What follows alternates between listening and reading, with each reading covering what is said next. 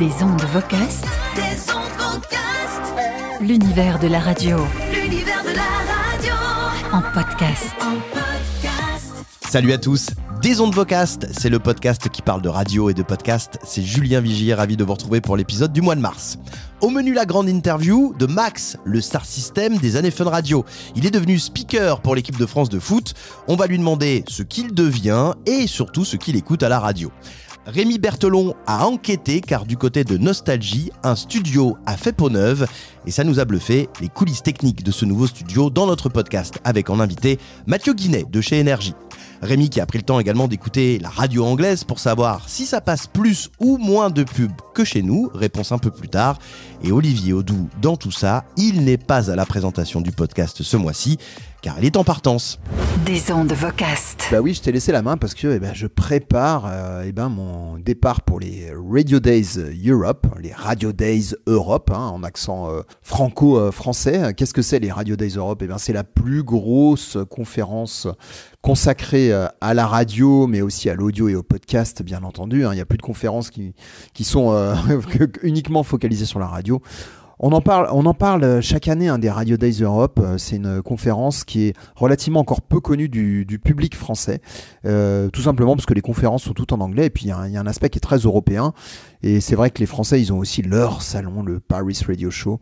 Et donc, mais les Radio Days Europe, ça a l'avantage de réunir toute l'industrie radio au niveau européen. Alors, souvent, on peut se dire, oui, mais pourquoi aller sur un salon européen au final, vu que on se connaît, nous, en France, on a nos techniques qui sont bien éprouvées, etc. Moi, j'y vais tous les ans. Des ondes Vocast est partenaire de cet événement. C'est un événement payant. Alors, vous pouvez regarder les prix des tickets sur radiodayseurope.com.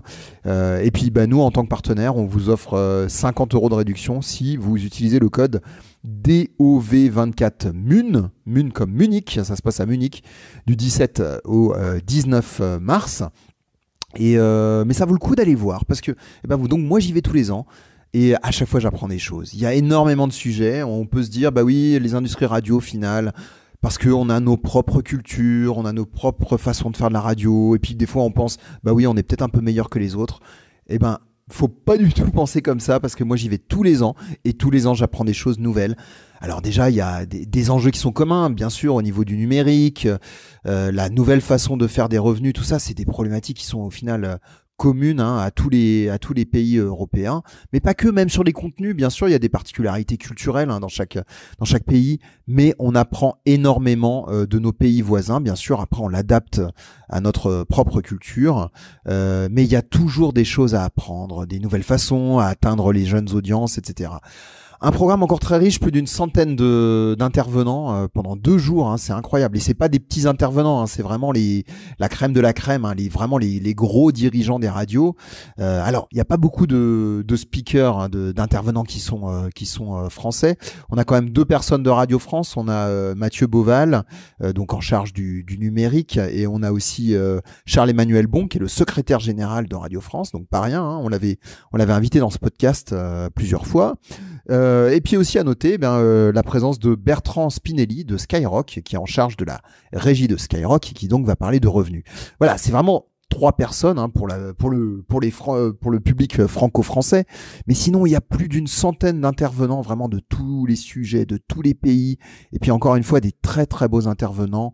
Tout est millimétré, le programme est toujours très très en vogue avec les sujets du moment. Alors si vous n'êtes jamais allé au Radio Days Europe, je vous conseille vraiment d'aller voir le programme et de vous poser la question si ça vaut le coup d'y aller. Nous, on y sera et puis on vous fera un débrief le 1er avril. Mais encore une fois, ça vaut peut-être le coup, si vous ne l'avez jamais fait, d'aller faire un petit tour à Munich du 17 au 19 mars. Les salons, Olivier, ta grande passion. Oui, Julien, puisqu'on parlait salon, le mois dernier, on était au Paris Radio Show, Paris Radio Show. Fantastique, le retour du salon de la radio et très très très réussi. Tout le monde est venu, vraiment, on a vraiment vu tout le monde, énormément d'exposants, énormément de monde.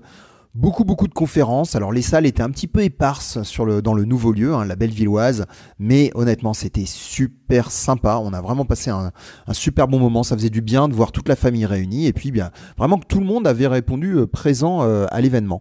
Eh ben, un des événements qu'on a eu au Paris Radio Show, eh bien, ça a été l'annonce incroyable d'un rapprochement entre le SNRL et la CNRA. Eh bien oui, les deux syndicats historiques de la radio associative. Ça fait 40 ans qu'ils coexistent depuis l'éclosion des radios libres. Alors, ils ont déjà collaboré ensemble dans le passé sur de nombreux sujets, notamment depuis l'arrivée du numérique où il y a beaucoup de sujets en commun. C'est pas des familles antagonistes. Et d'ailleurs, voilà, c'est la première fois qu'ils annoncent un certain rapprochement en créant une entité commune. Alors, les deux syndicats soulignent bien qu'ils vont rester indépendants avec chacun leurs prérogatives et leurs radios membres, mais c'est vraiment un rapprochement là avec la création d'une entité, ça s'appelle ALL, A-L-L, Association Les Locales, pour travailler sur des sujets communs. Pendant le Paris Radio Show, le 6 février, c'était la veille de la signature officielle de la création de cette association, c'était sur le salon, c'était le 7 février. Nous, la veille, on a interrogé 2 membres du SNRL et de la CNRA pour nous expliquer en quoi consiste cette nouvelle entité, Association Les Locales. On écoute. Des ondes Vocast. Alors donc, nous sommes au salon de la radio, le Paris Radio Show. Alors les gens ici le disent en français, le Paris Radio Show. Donc nous sommes au Paris Radio Show et nous sommes avec le coprésident de la CNRA, Farid Boulassel. Bonjour. Bonjour. Et aussi avec, alors je ne sais pas si tu es président, tu es délégué général. Tu es délégué général du SNRL, Christophe Betbeder. Et alors pourquoi je vous ai accueillis tous les deux aujourd'hui? Parce que petite nouvelle aujourd'hui, même énorme nouvelle sur le salon, la CNRA et le SNRL vont se rapprocher. C'est ça, la CNRA et le SNRL vont effectivement se rapprocher. On travaillait déjà depuis de nombreuses années avec le SNRL sur des projets communs de représentation, mais surtout en fait de défense du secteur. Et l'idée a été de dire en fait aujourd'hui on a besoin d'être beaucoup plus fort pour représenter nos radios. Il y a plus de 700 radios associatives en France. Elles attendent effectivement de la part de leurs syndicats respectifs qu'elles représentent leurs intérêts. Et du coup, on a décidé donc de créer une structure, les locales, qui va du coup pas fusionner, parce que chaque entité, la CNRA et le SNRL garderont leur identité propre. Mais il était important effectivement qu'on soit raccord, j'ai envie de dire, pour défendre l'intérêt du secteur. Donc nos 2 syndicats ont travaillé sur la création de statuts d'une association qui s'appellera Les Locales, et des représentants vont siéger dans cette structure associative qui défendra les intérêts des 2 syndicats, mais surtout les intérêts des radios associatives. Alors, ça c'est au niveau SNRL, donc vous êtes donc aussi dans cette initiative de rapprochement. Jusqu'à est-ce que Christophe, dans quel niveau d'intégration, ou de rapprochement, ça va jusqu'où vous allez aller en termes de rapprochement? Est-ce que ce sont des premiers essais, vous allez mettre des chantiers en commun et puis dans un an vous ferez un bilan et vous déciderez s'il faut encore s'intégrer encore plus? Ben voilà, on va voir. C'est en faisant c'est en forgeant qu'on devient forgeron, il paraît. À vrai dire, le rapprochement, il a été naturel, comme l'a dit Farid. Ça fait des années. Alors peut-être encore plus depuis le Covid, parce qu'on a été confronté à une situation particulière qui nous a amené, au-delà des sujets classiques du FSER, etc., de mener des enquêtes auprès des radios en commun pour voir comment elles vivaient la situation, etc. Et il y a des rapprochements aussi interpersonnels parce qu'on a appris à se connaître, etc. Et il y a un environnement aussi, il y a un contexte qui fait, j'allais dire qu'on est obligé. Je sais pas si le terme obligé est le plus juste, mais il y a le grand champ de la radio qui est en train de se mettre en place au niveau de la convention collective. Aujourd'hui, il existe un champ de la radiodiffusion privée auquel n'appartient pas Radio France et les grands groupes nationaux commerciaux. Donc, il y a une volonté de créer un grand champ. Donc, on est amené de plus en plus à discuter là-dessus. Il y a une recomposition du secteur de la radio qui, de toute façon, nous amène à nous croiser. Alors, que donnera l'avenir? On verra. Chaque structure a sa fonction. D'ailleurs, on a des projets en commun et des projets que portent chacune des structures et des services qu'on offre aux radios différents. Et dernièrement, ce qui a en plus conduit encore plus naturellement, c'est qu'on a des projets communs. On a lancé une grande enquête nationale autour de l'éducation aux médias. pour mettre en valeur et surtout en lumière le travail qui est mené par les radios associatives en matière d'éducation aux médias. On considère qu'on est le média historique, radio associative, et qui fait le plus, en tout cas partout sur le territoire, de l'éducation aux médias auprès de tous les publics. Mais ça, on n'a pas encore d'éléments chiffrés, objectifs qui nous permettent de le montrer, en fait, de l'illustrer. Donc ça, c'est un travail qu'on a engagé depuis quelques mois déjà, et qui est en cours. Donc voilà, c'est à la fois des actions concrètes et à la fois le contexte qui fait et l'historique de ces derniers mois qui a fait que le rapprochement, il nous a amené à créer cette structure qui amène en fait une base qui peut nous permettre ensuite de voir ce qu'on peut faire ensemble. Alors, parmi les grands chantiers, j'imagine, chez les radios associatives, c'est notamment aussi tout ce qui est diffusion. Et quand je dis diffusion, c'est tous les sujets. Il y a le broadcast, mais il y a aussi la présence sur les plateformes et sur l'IP. Est-ce que ça fait partie des chantiers de travail sur lesquels vous avez travaillé ensemble via cette nouvelle entité, les locales ? Alors, ce sera pas le chantier prioritaire parce qu'en fait, on est déjà sur effectivement la question du broadcast. On a déjà travaillé ça, je pense, de concert dans nos deux syndicats respectifs. Pour nous, les chantiers prioritaires sont plutôt des sujets autour de l'ARCOM, le DAB+. Ça va plutôt être, comme le disait mon collègue, en fait, la question en fait de la représentativité patronale. C'est là-dessus, en fait, c'est des chantiers effectivement qui nous paraissent en fait aujourd'hui prioritaires. Le podcast aujourd'hui, la plupart des radios se sont appropriés ces outils-là. C'est pas là-dessus qu'on nous attend. On nous attend plutôt sur des chantiers un peu plus conséquents. Le FSER, bien évidemment aussi. Aujourd'hui, nos radios, on parle beaucoup de la question du pouvoir d'achat, les charges qui augmentent. Aujourd'hui, on a besoin de représenter et de défendre les intérêts de nos radios, plutôt sur ces axes-là plus importants. Et après, travailler en effet sur des axes autour de l'EMI, faire bien comprendre effectivement à différents acteurs que les radios associatives sont sur ce champ-là depuis plus de 20 ans déjà, et qu'il y a une expertise de nos radios sur le terrain autour de comment on appréhende effectivement l'éducation aux médias, ce qui est du moins que beaucoup de gens ont découvert il y a 5 ans. Ce rôle important, il est important pour nous de le faire comprendre à tous les acteurs sur les territoires et bien évidemment aux ministères respectifs qui sont la culture et l'éducation nationale. Alors, dans les aspects pratiques, aujourd'hui, le jour de l'enregistrement de cette interview, donc on est le 2e jour du Salon de la Radio, le 7 février, vous allez concrètement signer j'imagine les statuts de cette nouvelle organisation aujourd'hui, donc avec vos présidents respectifs des deux associations. Après, comment va se passer la gouvernance de cette nouvelle entité ? Alors c'est une gouvernance partagée, 50-50. Voilà, on n'est pas rentré dans des questions de représentativité, etc. C'est pas du tout l'idée. Donc on aura un conseil d'administration représenté à moitié-moitié par des représentants de la CNRA et du SNRL.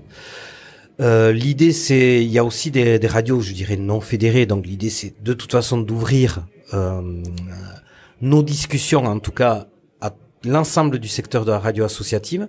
Mais la gouvernance restera partagée entre CNRA et SNRL. Voilà. D'accord. Un dernier mot sur votre stand, vous avez une initiative qui est liée à la flamme olympique. Est-ce que l'un d'entre vous peut m'en parler ? Donc c'est encore effectivement une initiative qu'on a co-organisée. Donc en fait là l'idée c'est de suivre le parcours de la flamme olympique et que sur chaque territoire en fait on lance un appel à production pour suivre du coup cette flamme et avoir des sujets un peu assez élargis autour du sport féminin, du handicap. Chaque radio va déposer en fait des contenus de 2 à 3 minutes qui permettront effectivement par le biais des radios associatives de suivre aussi le parcours de cette flamme avec des sujets réalisés par nos radios locales associatives sur les territoires. Très bien. Eh bien, merci beaucoup. Farid Boulassel, coprésident de la CNRA, et Christophe Bedbeder, délégué général du SNRL. Des ondes Vocast. Max, le Star System, sera avec nous juste après Rémi Berthelon. C'est à toi, Rémi. Tu animes le très bon voice track Rémi et Jam et tu t'intéresses aujourd'hui à la recette des radios de Londres. Oui, Julien, on a écouté les radios anglaises. Alors, vous l'avez entendu, on dit souvent que les radios là-bas sont solides en termes d'audience. Et du coup, je voulais savoir si les radios dites commerciales diffusent plus de publicité que chez nous. C'est souvent montré du doigt, effectivement, ici en France. Alors, pour cette démonstration, on a écouté Smooth Radio et Capitol. Et pour la radio française, on a pris Énergie et donc le flux parisien. Cette écoute de pige a été réalisée le 27 février à 10h en prenant compte évidemment du décalage horaire. Il est donc 10h en Angleterre et 10h en France. Allez, on commence avec Smooth Radio, tout simplement parce que c'est le conducteur qui m'a le plus impressionné. Ça commence toujours pareil, à pile à l'heure. Vous avez le top horaire, les infos toutes les heures, et ensuite la relance avec l'anime. On your radio, On Global Player. and on your smart speaker. Play smooth. This is Smooth Radio. From Global's newsroom at 10 o'clock, a report by MPs. Donc il est 10h, c'est les infos. À la fin, c'est l'animatrice qui va lancer, écoutez bien, 40 minutes de musique sans interruption. This is Smooth Radio. From Global. Morning, Tuesday the 27th of February. Where is this month going? It's Kate with you on Smooth, kicking off with Steve Winwood.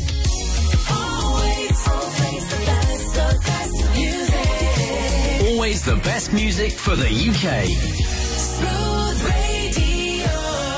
Alors oui, les 40 minutes sans pub existent en France, mais là, en les lançant à l'heure pile juste après les infos, c'est clair et limpide pour l'auditeur. L'animatrice intervient évidemment à 13, un speak court. That is Dido on Smooth this Tuesday morning. And I'm going to say it. Boy, is it cold. I can't feel my fingers. They haven't warmed up yet. What happened to spring? Anyway, while I wait for the heating to kick in the studio, shall we enjoy a bit of Stevie Wonder? Et 10 minutes plus tard, elle revient pour une intervention sur Ramp. Ça redémarre direct avec la musique. Et enfin, 10h40, la pub. Music from Otis Redding, Wet Wet Wet, and Stephanie Mills, all on the way. Et c'est là que ça devient intéressant. On est parti pour 3 minutes 40 de publicité. Et ensuite, retour de la musique.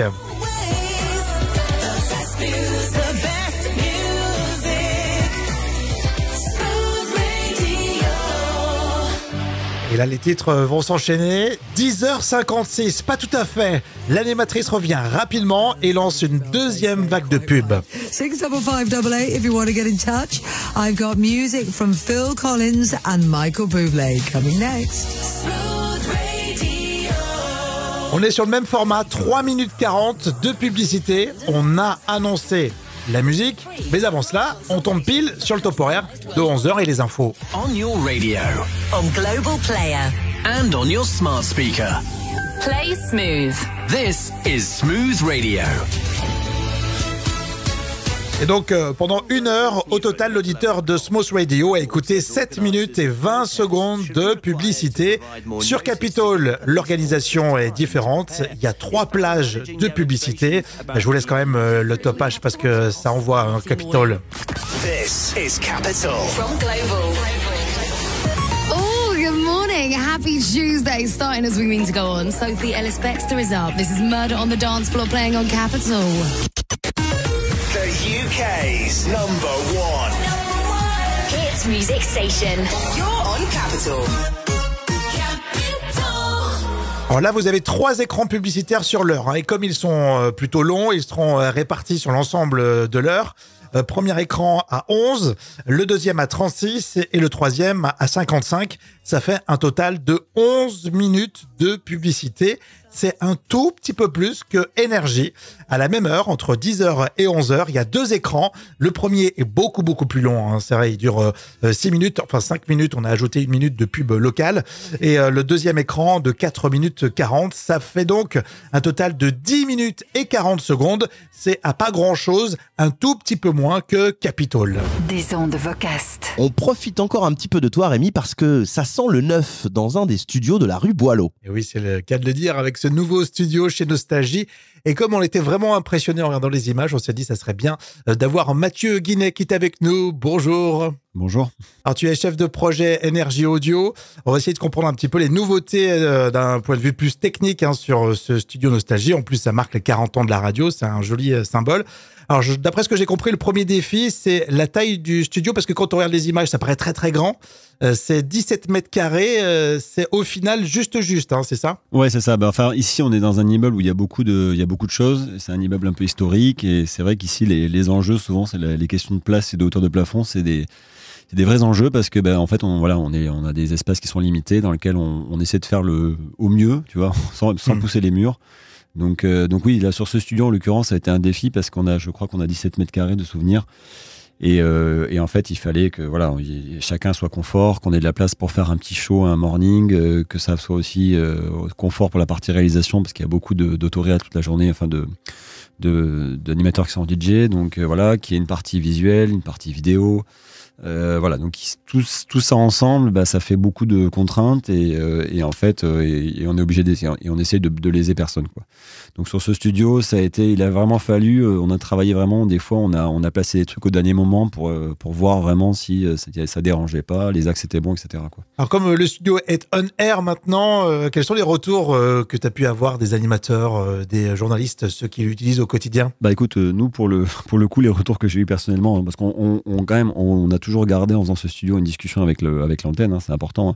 Donc on a toujours discuté sur des fois, nous on a des questionnements, on se pose des questions, on dit est-ce qu'on fait ça, on n'a pas toujours la réponse absolue parce qu'on est toute une équipe à bosser là-dessus quand même. Et en fait, on a toujours été en lien quand même avec les animateurs, parfois certains plus que d'autres en fonction des questions qui les concernaient plus ou moins. Globalement, dans ce studio, les retours qu'on a eus, très honnêtement, ils ont été toujours très bons. C'est-à-dire que les gens étaient super contents. Il y a eu quelques habitudes de travail qui ont changé forcément parce que les technologies ont radicalement changé, mais globalement tout le monde était super content une fois qu'il a pris un peu les marques. Ils ont chacun pris ses marques parce que ils ont eu un outil qui était très ergonomique, qui répondait à leurs attentes. On a essayé de rajouter plein d'options et parfois on les a fait même au dernier moment. C'est-à-dire que quand on a terminé le studio, ils nous disaient tiens, en fait j'aimerais bien appuyer ça et puis ça change un truc là-haut. Ok, allez, c'est parti, on va le faire. Et donc on répond comme ça à des demandes, etc. Et l'idée c'est vraiment qu'ils aient un studio qui leur appartiennent et qui leur correspondent. Et donc, globalement, on a eu les gens enfin, en tout cas, tous ceux avec qui j'ai discuté étaient très contents.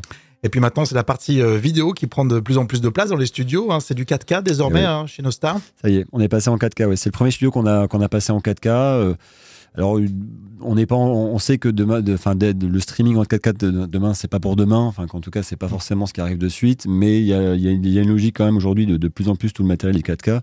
Donc, il y a une logique d'aller vers ça. Et puis aussi, malgré tout, sur tout ce qui est travail aujourd'hui dans des réseaux sociaux qui sont beaucoup en 9/16, si tu veux, il y a aussi la logique de pouvoir recroper, retravailler l'image, etc.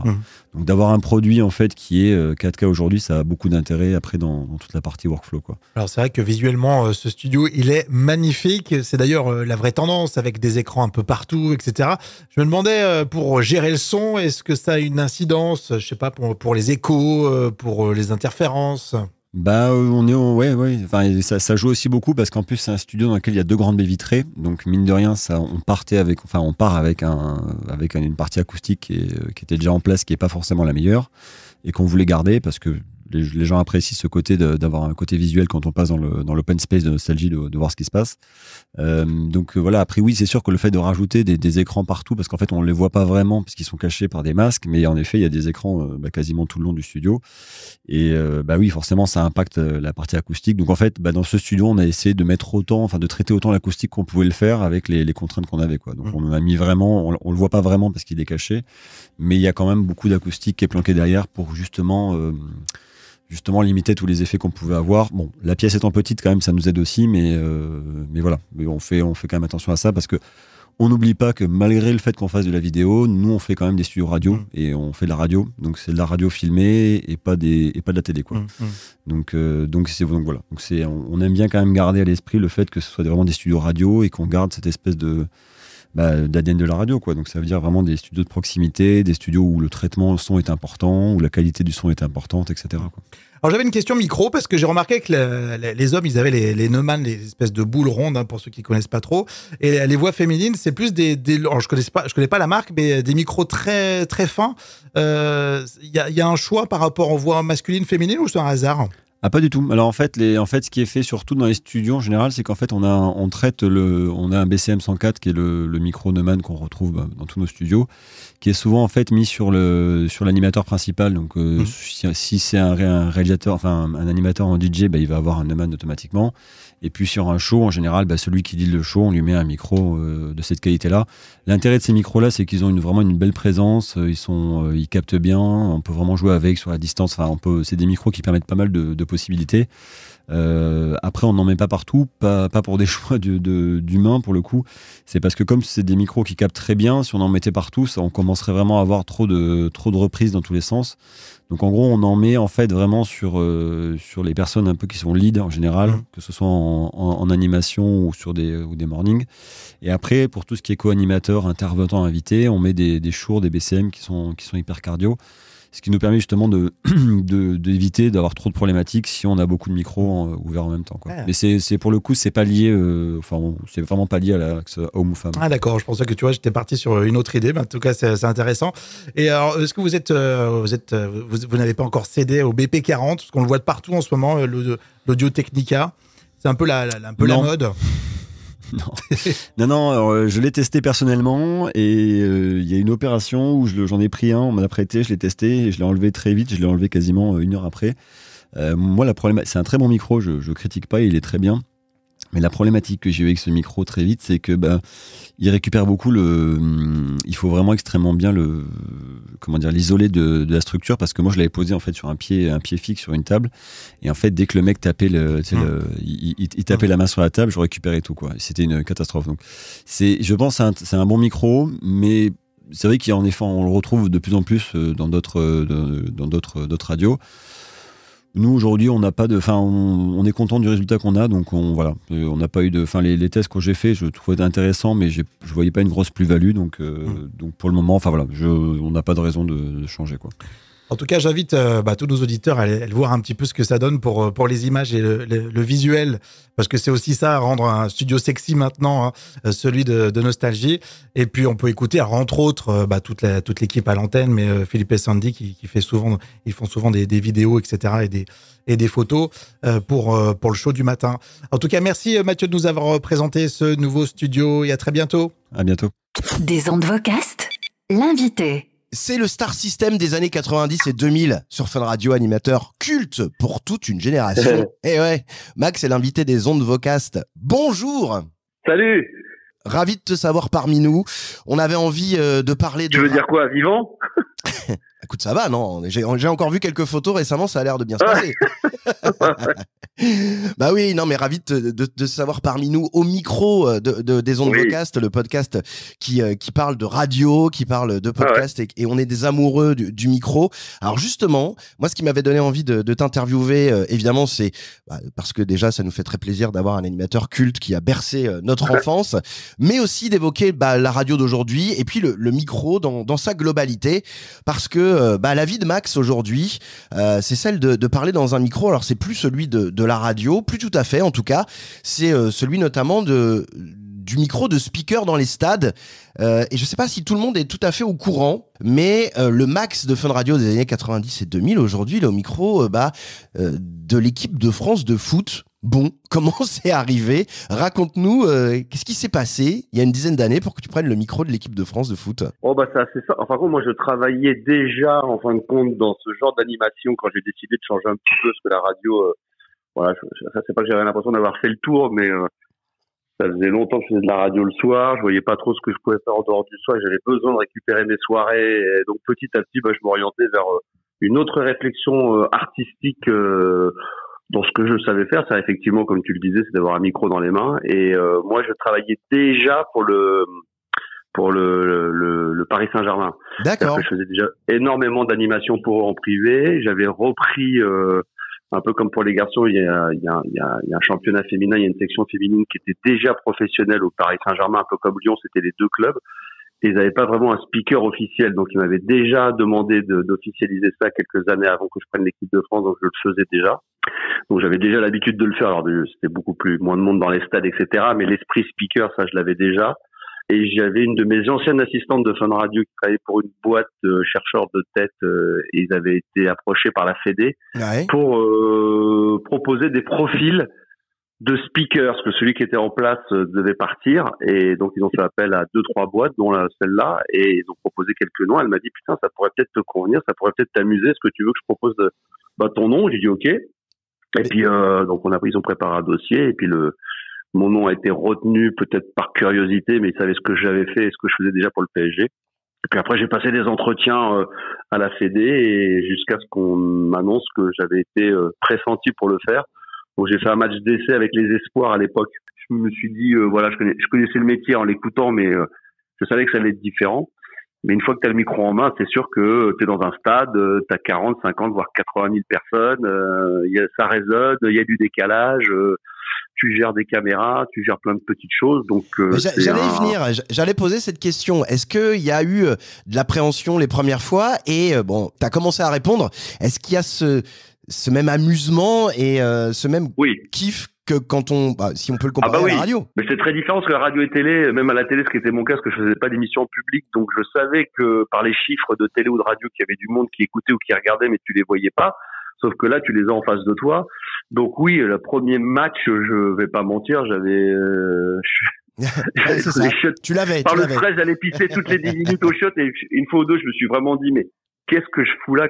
Pourquoi je me suis aventuré dans cette histoire? J'étais bien, je faisais plein de trucs à côté, je gagnais correctement. Je me suis dit, qu'est-ce que je suis venu? Mais j'avais besoin de défis, puis comme je suis fan de foot et que j'adore l'équipe de France, etc., j'ai dit quand même, putain, c'est génial ce que je vis, ça durera peut-être qu'un an ou deux, je vais peut-être pas être bon, mais au moins j'aurais essayé. Ça représente que 7-8 matchs, donc vraiment le gros, je serais plus emmerdé professionnellement et financièrement si je devais arrêter le PSG que l'équipe de France. Parce que le PSG, je travaille, je fais une quarantaine, cinquantaine de dates, même plus. Parce que je fais même le championnat dans les salons, donc je travaille beaucoup. Là, c'est plutôt cool parce qu'on est au sec et il y a les petits fours, donc tout va bien. ouais, exactement. Justement, tu as ouvert la porte sur les autres activités. Moi, j'aimerais quand même qu'on en parle parce qu'elles sont peut-être pas tout à fait connues de toutes et tous. Par exemple, on sait qu'à un moment donné, tu as fait un peu de radio sur Nosta. À date, aujourd'hui, en 2024, donc il y a les petits fours et le micro pour l'équipe de France. Et sinon, c'est quoi le quotidien de Max, de notre Max à nous, quoi? On est un petit peu, on a envie de savoir ce que c'est. Ouais, c'est très décousu parce que avec ce que j'ai évoqué là entre toutes les sections du PSG, l'équipe de France, malgré tout, je travaille également pour le groupe Carrefour, également pour d'autres trucs, pour des voix que je fais de la maison. Ouais, je fais beaucoup de trucs. J'anime une radio en interne. D'accord. Qui est exclusivement pour les salariés et qui est préenregistré la veille pour le lendemain pour diffuser très tôt le matin dans les magasins. Okay. Donc ça me prend un petit peu de temps. Donc c'est du micro, mais c'est pas comme à l'époque en direct. Je fais, comme je disais, je fais beaucoup de trucs pour le PSG avec des OP même privés après à côté. Puis je suis beaucoup sur les réseaux sociaux aussi. Je profite des réseaux sociaux. Je retrouve un peu la liberté et l'état d'esprit de ce que. Bah oui, parce que en radio aujourd'hui. Souvent, les gens me disent pourquoi il faut que tu reviennes à la radio, etc. Alors, c'est vrai que j'ai eu très souvent, enfin, pas très souvent, mais il y a quelques années, l'envie de revenir en faisant. Et après, j'ai toujours la crainte de me dire, putain, ça se trouve au bout de 5-6 mois, je vais me dire, qu'est-ce que je suis venu foutre là? C'est fini, c'est plus de mon âge, ou alors je peux plus faire comme avant. Moi, je suis toujours aussi excité de faire de la radio libre, Je pourrais, demain, une radio me dit, putain, Max, tu veux faire un truc tard le soir, la nuit, vas-y, mais je sais qu'aujourd'hui, on te laissera plus le choix de la musique. Il faut faire très attention à ce qu'on va dire. J'ai l'impression que sur les réseaux sociaux, voilà, je me mets sur TikTok, moi, beaucoup. J'ai 5 comptes. Je suis à 4-5 comptes. Mais pourquoi? Et je jongle d'un à un autre en fonction du. Au lieu de faire un Blue Big Boulga de mélange de tout, j'ai un compte qui est dédié à la musique électronique, un autre qui est dédié à la musique ambiante, un autre qui est dédié à Max animateur où je fais des libres antennes, où je parle un petit peu, une autre qui est dédiée exclusivement, on parlait de nostalgie, aux années 80, disco funk, new wave, et je jongle. Donc, en fin de compte, je retrouve cette liberté, comme à l'époque, à la radio, je venais le soir, j'ai dit, tiens, j'ai envie de mettre, un morceau de Kool and the Gang, et puis un Laurent Garnier, et puis après, une musique de Mozart, je le faisais la nuit, dans la même émission, là, je sais que je peux le faire. Aujourd'hui, je viendrai à Fun, on me dirait, putain, reviens ce soir. Je suis pas sûr qu'on me dirait, mais tu fais que, fais attention, je ferai attention par rapport au contenu, parce que de toute façon, j'ai vieilli, je sais qu'on n'est plus dans la même époque, mais il y a un truc sur lequel j'aurais du mal, c'est qu'on me dise, par contre, musicalement, tu penses bien mettre le Rihanna, le David Guetta, j'ai rien contre, mais tu vois, je veux dire, non, c'est pas possible, parce que là, c'est pas dans mon univers. J'aurais l'impression qu'en fin de compte, de faire une pause pub, alors que la musique que je mettais dans mes émissions, c'était dans la continuité de mon état d'esprit, de ce que j'étais, de ce que ça me représentait. Mais alors ça c'est un truc. Ça me freine. Ça c'est un truc assez intéressant. Moi je me souviens très bien de. C'est ce que j'avais pas sur Nostalgie. C'est pour ça que j'ai accepté d'y aller parce que c'est vraiment les années 80 et ça me parlait. On me demandait de mixer en plus. Donc j'étais plus en phase avec ce qu'on m'a proposé sur Nostalgie que je pense qu'on me proposerait aujourd'hui sur une radio libre, sauf si on me disait voilà, il est tard le soir, fais attention, mais musicalement, voilà, on te donne carte blanche. Et pourquoi ça s'est arrêté Nosta alors? Parce qu'en fin de compte, je renouvelais mes contrats chaque année. J'avais un contrat de 2 ans avec une clause de renouvellement automatique, et on en rediscutait. Et donc j'ai fait 3 ans. Ouais. Donc déjà 3 ans avec des mini-mix. Bon, ça commençait un petit peu à tourner en rond. Mais la radio, la direction n'a pas souhaité renouveler après. Parce que je suis très transparent, moi, il n'y a pas de problème. Non, moi, il n'y a pas de problème. J'aurais aimé faire une année de plus, mais après, j'aurais aspiré à faire autre chose. Je voulais, alors ils m'ont proposé, ceci dit, d'incarner un peu plus la radio, le samedi, des choses comme ça. J'aurais aimé plus sur les réseaux sociaux, je voulais faire des choses. En fin de compte, je crois que la radio, d'ailleurs, ils cartonnent. Hein, c'est ça, oui. Peut-être qu'ils se sont dit, bon, ça marche très bien comme ça, on est frileux. Ça coûte un petit peu cher, mais je pense, et en même temps, je l'écoute aujourd'hui, 3 ans après l'avoir quitté, mais j'ai l'impression que ça n'a pas du tout évolué musicalement, qu'il n'y a pas de même d'émission. Il était question de faire plein de choses que finalement ils n'ont pas mis en place, peut-être plus tard, mais bon, ceci dit, les chiffres parlent pour eux. Ouais, c'est ça. Mais moi, après, j'aurais peut-être pu faire une tranche horaire, mais comme je disais, j'adore passer, moi, c'est ma génération, hein, les Dépêche Mode, mais une fois de temps en temps, maintenant, de me dire que je vais me le taper tous les jours, ça aurait peut-être été un peu plus compliqué pour moi, j'aurais pris moins de plaisir à le faire. Tu sais qu'il y a ton ancien. J'ai monté ce compte TikTok. Donc avec TikTok, en fin de compte, je passe les années 80, mais avec plein de sons qui seraient impossibles de passer sur Nostalgie ou ailleurs, ou même sur RFM. Voilà. Non, mais au moins je me lâche. Voilà. Donc, tu sais qu'il y a un ancien de ta bande entre guillemets. Enfin, forcément, tu dois être au courant. Et c'est vrai que nous, dans les ondes vocastes, on s'était dit c'est incroyable cette histoire. Sam Z fait de la radio sur Nostalgie. Tu le savais ça ou pas? Ah non, même pas. Alors écoute, donc Sam Z fait de la radio depuis la station locale du Mans, en fait, il habite par là, et il fait le créneau, du décrochage local. C'est incroyable quand même. Je savais pas, tu vois, je savais pas du tout. Bah écoute, je te propose de lui envoyer un petit SMS pour lui demander pourquoi. Ah bah ouais, non, à coup, je savais pas. J'ai complètement décroché de tout ça. C'est ça aussi, c'est que ah non, mais alors, pas du tout. Alors justement, Max, on va parler de la radio de maintenant. Moi, j'aimerais savoir quel auditeur il est aujourd'hui. Qu'est-ce que tu écoutes, par exemple, hormis sélectionner des morceaux des années 80 pour les mettre sur TikTok. Quand t'es dans ta bagnole, tu mets quoi? Tu mets des radios généralistes. Est-ce que t'écoutes encore des musicales? Ouais, tu mets Spotify. Non, c'est pas vrai. Non, ça m'arrive de temps en temps quand je fais des longs voyages parce que j'écoute des playlists de gens ou musique électronique aux années 80 pour des fois me dire putain, ça c'est un disque que je me souvenais plus, ou je découvre des fois des artistes que je connais sur le bout des doigts et pourtant il y a un morceau qui m'a échappé. Ouais. Donc ça peut m'arriver parce que c'est là où je suis très heureux, c'est que j'ai refait encore plein de découvertes même dans les vieux sons de l'époque. Sinon, en radio pure média, j'écoute un tout petit peu parce que c'est mes potes et puis parce que j'aime bien, ça me fait marrer, Nostalgie. J'écoute très principalement RMC. Le soir particulièrement, les afters. Quoique je me suis mis beaucoup à un truc auquel j'étais pas du tout adepte au podcast. Donc j'écoute beaucoup de podcasts en réalité. Moi, c'était pas quelque chose que je montrais. Je suis pas non plus un télo même à l'époque de la radio, mais j'aime bien un peu des trucs culture, apprendre des choses. Ouais. Et j'écoute beaucoup. Moi, j'ai beaucoup l'application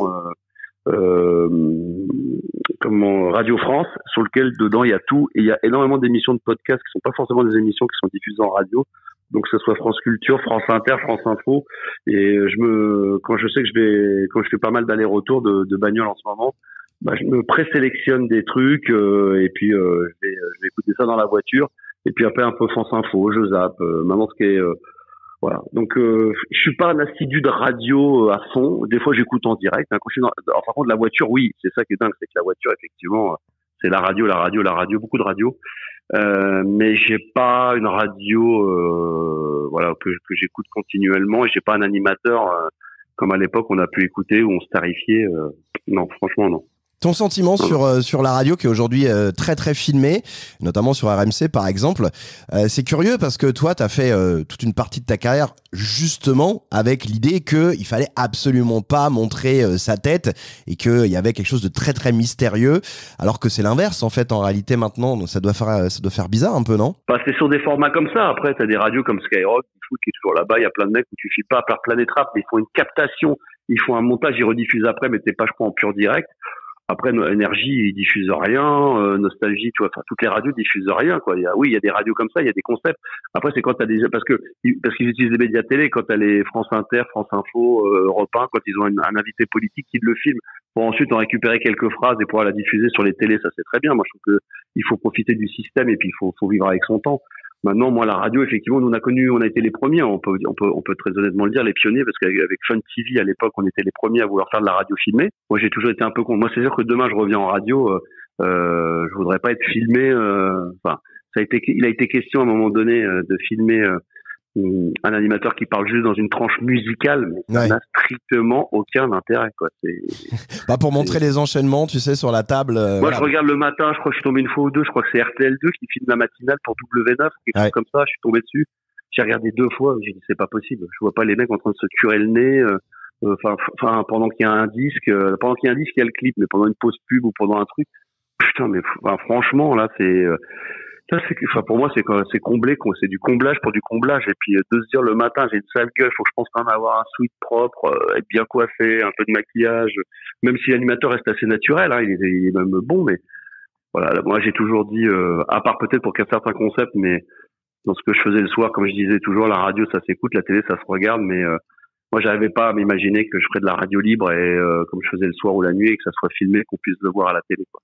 Alors après, on a trouvé une petite parade avec, on faisait ça moi on me voyait pas, ou c'était très tamisé, ou c'était en ombre chinoise, donc on voyait je me souviens bien. Donc ça m'amusait parce que c'était un peu l'esprit Daft Punk, voir sans voir et dire. T'es au courant que tout le monde voulait connaître ton visage, hein. Il y a même un magazine. Je crois qu'il y a un magazine à un moment donné qui avait lancé des photos de toi, mais on les voyait pas. Je sais plus quel était ce magazine. Toujours de dos. Je faisais ça même avant que les Daft me fassent des masques et des trucs. Après, comme je disais, si vous voulez me voir, je mixe, hein, je me cache pas, hein, je suis pas, je viens mixer en soirée. Les Daft Punk, il leur arrivait de mixer pour être banger pour des soirées, et ils venaient pas avec des masques, hein, tu les voyais. Sauf que le concept de Daft Punk, c'était ça. Moi, le Star System, c'était comme ça, c'était de la radio. C'était plus pour faire un pied de nez, et c'était inconsciemment, mais c'était, je pense qu'avec du recul, c'était une façon de se démarquer un peu des autres, mais c'était c'était pas un projet, je me suis pas dit, ça, je vais faire ça, personne le fait, comme ça passe ou ça casse. Oui, c'était peut-être un peu marketing aussi, on va se dire les choses. C'était pas nécessairement. Ah non, même pas. C'est que c'était juste pour faire chier le monde, c'était juste pour un délire. Non, il y avait pas de marketing à l'époque, il y avait pas de réseaux sociaux, on n'a pas communiqué là-dessus. Ça s'est fait. Non, au contraire, c'est justement l'inverse, c'est que je me suis fait ça dans un délire en pensant que ça allait durer 6 mois et que peut-être moi-même ça allait me saouler de faire des photos dédicacées de moi de dos ou quand j'étais petit. Et puis en fin de compte, à un moment, je me dis tiens, c'est marrant, c'est rigolo, on va continuer, mais oui, un peu de marketing. Alors c'est vraiment, on s'est jamais réuni avec une agence de pub ou avec Fun Radio, avec les mecs, genre putain, il y a un truc à faire, ça va faire du business, ça va bien fonctionner. Franchement, j'ai vendu aucun t-shirt, aucun disque, aucun truc de dos. Enfin, tu vois, j'en ai pas profité.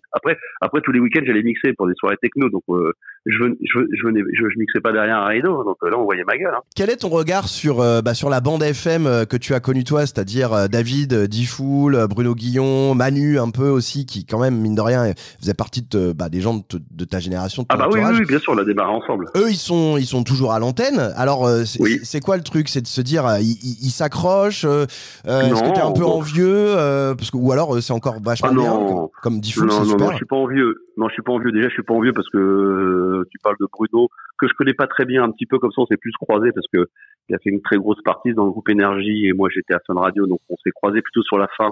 Ouais. Et Manu, on se connaît depuis l'âge de, on a commencé, on était stagiaires ensemble à 19 ans, donc on se connaît depuis tout jeune. Non, je les en dis pas parce que déjà ils font les matinales et je me vois pas faire ce qu'ils font depuis tant d'années, donc ça du tout.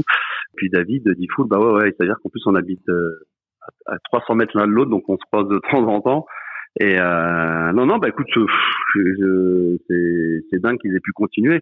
Moi, j'aurais pu finalement être avec eux si j'avais décidé de continuer sur Fun le soir, ou si même en partant, j'avais demandé à travailler ailleurs.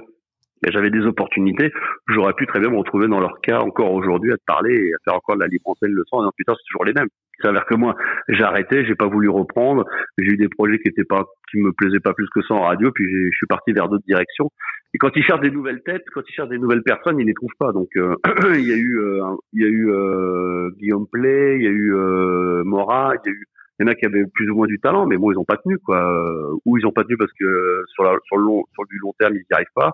Ou alors parce qu'ils ont fait des conneries, de la merde, ou parce qu'ils étaient compliqués à vivre et que du coup, bah voilà, ça, c'est compliqué. Ouais, donc pas de nostalgie par rapport à ça, pas d'envie. Non, ouais. aucune. Même de mon époque, ça me ferait. Enfin, quand j'aurais de la nostalgie, si aujourd'hui on pouvait faire si j'entendais un mec, David le fait un peu d'ifou, à se lâcher, à se dire putain, il y a encore un mec qui décolle le soir, il met de la musique, il rigole, il a une certaine liberté. Franchement, non. Je ne vois pas aujourd'hui 21h reprendre la radio à 21h avec l'été plein badin, journée, plein jour, avec 10 000 machines, parce que maintenant les studios aussi, t'as plus de platine, t'as plus rien, tu peux plus rien faire en manuel et tout est informatisé, donc même limite t'as envie d'improviser, t'as envie de mettre un disque. Il y a même plus un vieux lecteur CD, une vieille platine vinyle qui traîne pour pouvoir. Non mais. Ouais, et c'est pas totalement vrai. Il suffit d'ouvrir la tranche Spotify, tu vois, et puis c'est bon. Je pense que ça peut le faire. Mais ouais, je comprends ce que tu veux dire. Sur Spotify, il y a plein de choses que je cherche. Franchement, il y a plein de choses que j'adore que je mettrai le soir que tu trouves pas même pas. Donc il y a pas tout. Hein. Il y a des artistes, t'as pas tous les albums, t'as pas tout. Donc ça solutionnerait même pas le problème pour moi. Si j'ai envie de mettre une délire, un vieux truc, une vieille pub de Gotener, une vieille connerie, bon, tu peux aller sur YouTube. Ouais.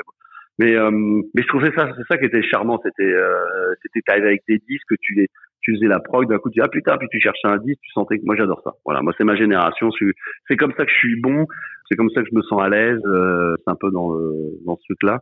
Mais pour revenir à ce qu'on disait, donc il y a sûrement encore des choses à faire. C'est vrai que souvent on me dit mais pourquoi tu vas pas sur Twitch, pourquoi tu vas pas machin. Je dis oui, mais bon, c'est pareil, c'est l'image. Alors maintenant je m'y suis fait sur les réseaux sociaux.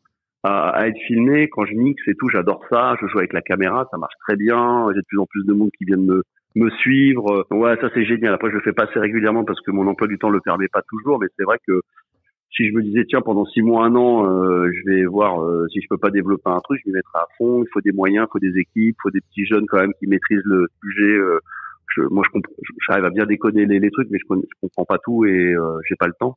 Mais non, mais il y a voilà, les réseaux sociaux me permettent de m'épanouir, ce qui fait que du coup, j'ai pas cette aigreur ou cette frustration de me dire putain, j'aimerais bien revenir en radio pour faire. Si je peux, j'ai refait une fois sur TikTok sur un de mes comptes une libre antenne où j'ai mis une photo de moi, donc en fond vert on ne voyait pas physiquement, c'était juste de l'audio et encore je prenais avec mon téléphone par une console, donc je pouvais même pas faire d'insert téléphonique, juste de parler avec des gens et de répondre au chat.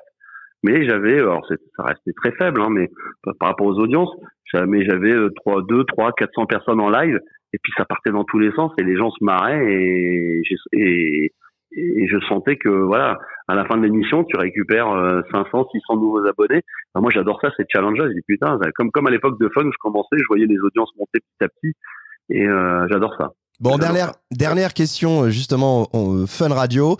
Est-ce qu'il y a un moment particulier, est-ce qu'il y a un climax un peu de ce Star System? Est-ce que tu te souviens d'une saison particulière qui était vraiment une époque bénie, ou tu vois ça plus dans une espèce de globalité avec Jenny? Il y a eu 5-6 ans vraiment très fortes, dont avec Jenny au tout début, où je me souviens avoir eu des quarts d'heure, et je crois que je les ai gardés, parce qu'à l'époque, les animateurs, certains, j'en faisais partie, on pouvait les récupérer. Je crois qu'on avait des quarts d'heure qui avoisinaient les 450 000 auditeurs à 22h, quand je vois qu'aujourd'hui les émissions du soir ou l'after sur RMC sont tout fous quand ils font 150 000, 200 000. Nous, on faisait 2 fois et demi, et en plus on durait toute la longueur. Moi, je me souviens d'un quart d'heure où à minuit et demi, j'étais à 200 000. C'était phénoménal. Donc j'étais là, c'est moi qui écoutais aussi. Hein, et le lendemain à l'école, il fallait qu'on débriefe. Il y avait du monde. Non, mais c'est ça qui me faisait plus marrer. C'était plus le fait de me dire à 2h ou 3h du matin. À 2h30, si je faisais une connerie, un jeu, un blind test, qui veut jouer, je disais, alors 3 coups de pied, on avait 24 lignes, les 24 lignes sonnaient, enfin, c'était dingue, quoi. C'était ça qui était dingue, c'est ça qui était génial. C'est qu'aujourd'hui, apparemment, plus personne n'appelle. Donc c'est pour ça que même quand je me dis que je referais de la radio le soir ou la nuit, je ferais un truc très tard, peut-être pas avant même 23h, pour retrouver un peu l'état d'esprit de le soir et de la nuit, de peut-être imaginer que les gens, peu importe la génération qui écouterait la radio, serait peut-être concentré à écouter qu'une chose. D'ailleurs, moi, quand j'écoute l'after ou les trucs sur RMC le soir, quand je vais me coucher à 11h, 11h30, des fois dans mon pieu, je mets mon casque en Bluetooth et là, j'écoute la radio, j'écoute la dernière demi-heure ou 3/4 d'heure, des fois en vrai direct, comme à l'époque. Bah, ça fera très plaisir à Gilbert Bribois et Daniel Riolo, je pense, de savoir. Je les adore, je les connais bien. Ils ont Max, le SAR System, comme fidèle, comme fidèle auditeur. Ouais, j'adore. Ça nous a fait plaisir en tout cas de t'avoir et de prendre un peu des nouvelles, donc une vie au micro de l'équipe de France. Et puis donc on a appris, en tout cas j'ai appris qu'il était de retour notamment sur TikTok. Alors faut chercher, il y a plusieurs comptes, mais globalement pour trouver Max sur TikTok, on fait quoi? Il y en a un qui est très simple, sur TikTok il y a la Max Radio, parce que c'était le nom d'une radio que j'avais sur internet, donc Max Radio, où là il y a 45 000 abonnés, je fais de temps en temps des lives et il y a un compte qui marche très très bien sur les années 80 qui s'appelle 3615 La Boom. Voilà. 3615 La Boom. 3615 comme le Minitel et La Boom comme le film. Comme le film, pas La Boom B-O-O-M mais B-O-U-M comme 3615 La Boom.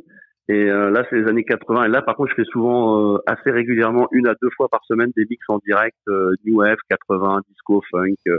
100% français. Enfin là, je m'éclate total avec des j'irai regarder ça avec mon téléphone Bebop. Hein, d'accord, on va faire ça comme ça. Voilà, exactement. Oui. Merci beaucoup, Max. De rien, avec plaisir.